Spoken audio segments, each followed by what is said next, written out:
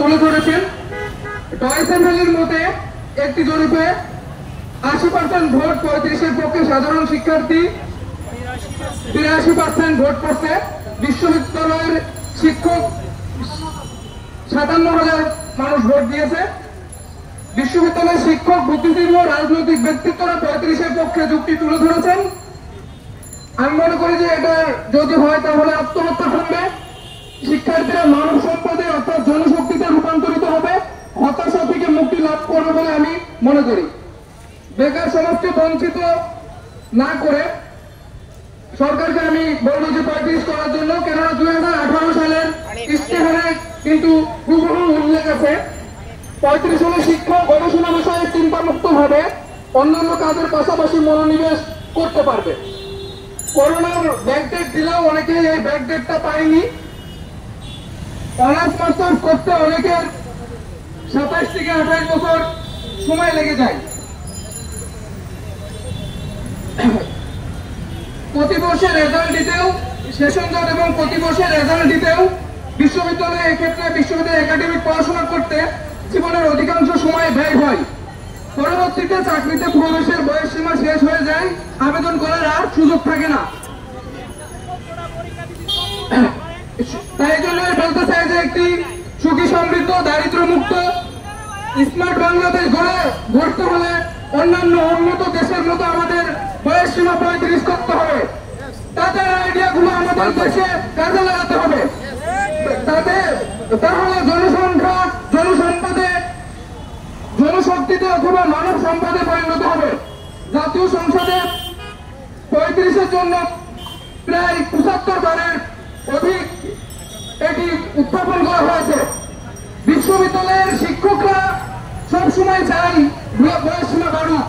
বুদ্ধিজীবী, সুশীল সমাজ এবং সাংবাদিক, পুলিশ সবাই চাই যে সর্বস্তর জনগণ চায় 35 বাড়ুক, 30 থেকে 35 হোক। বঙ্গবন্ধুর কথাই আমি বলতে চাই, ওনাকে আমি এই আন্দোলনের সাথে যুক্ত করতেছি। ওনার একটা বাণী আছে যে স্বাধীনতা আমার পূর্ণ হবে না যদি না এদেশের দারিদ্রতা মুক্ত না হয় এবং বেকার সমাজ চাকরি না পায়। এবং তিনি অন্য আরো একটি কথা উল্লেখ করেছেন যে যদি কেউ ন্যায্য কথা বলে এবং সে যদি সংখ্যায় একজনও হয় তাহলে আমরা তার কথা মেনে নেব। আমরা জানি যে বঙ্গবন্ধুর বাংলায় বৈষম্যের কোন স্থান নাই, শোষণ, আমরা শোষিত হয়েছি। তো এই জন্য আমি বলতে চাই যে বঙ্গবন্ধুর বাংলাদেশে বঙ্গবন্ধু কন্যা আমাদেরকে যদি 35 করে দেয় তাহলে লক্ষ বেকার সমাজের মুক্তি হবে। আমি আর কয়েকটা কথা বলে শেষ করে দিব। আমরা যদি এই 35 করি তাহলে আমরা এসডিজি গোল অর্জন করতে আমাদের সক্ষম হবে। প্রায় 20 কোটি জনসংখ্যা যখন আমাদের দেশে, যখন 10 থেকে 12 কোটি জনসংখ্যা ছিল তখন ক্ষুধা, দারিদ্র, অপুষ্টি, বেকারত্ব, পরিবেশগত সমস্যা, অনুন্নত যোগাযোগ ব্যবস্থা, খাদ্য নিরাপত্তা সহ বিভিন্ন রাজনৈতিক অস্থিরতা বিদ্যমান ছিল। বিগত সরকারগুলো এটির উন্নয়ন করতে সক্ষম হয়নি।